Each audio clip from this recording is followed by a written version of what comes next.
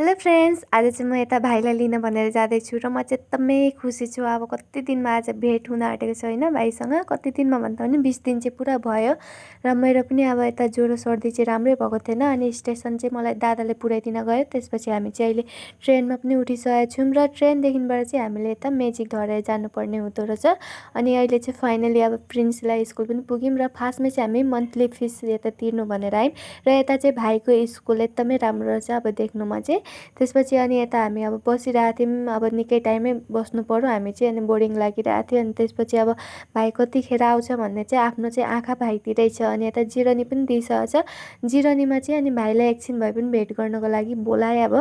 अनि जिरनीमा एकछिन चाहिँ अब दिएँ अब बात गर्नको लागि। त्यसपछि फेरि खाना खाने टाइम चाहिँ अनि खाना खाइसकेपछि चाहिँ छुट्टी दिइसकेका छन्। र अहिले चाहिँ अब हामी स्टेसनमा छौँ र एकदमै अब बिहानदेखिबाट बसेको मेरो चाहिँ खुट्टा पोलेर कस्तो भइसकेको थियो। अनि म चाहिँ खाली खुट्टा हिँड्दै थिएँ स्टेसनमा। र यतापट्टि केटाकेटी चाहिँ फेरि एकदम चिप्सहरू देखेपछि खानको लागि दोकान पनि खोल्नै दिएका थिएनन्। एकदम दोकान उसबाटै नै झिकेर खाइरहेको थिएँ अब। किनकि अब उनीहरूले यत्रो दिन चाहिँ कहाँ नै के नै जेलमै बसे जस्तो भएको थियो चाहिँ। अनि अहिले चाहिँ निस्केर खान पाउँदा एकदमै खुसी भएका छन्। अनि हामी पनि ट्रेनमा उठिसकेपछि अब चटपटेहरू खाँदै आयौँ। अनि हजुरहरूलाई आजको भिडियो कस्तो लाग्छ कमेन्ट गरेर जनाउनु होला। र मेरो फेसबुक पेजलाई चाहिँ फलो गरिदिनु होला। Thank you.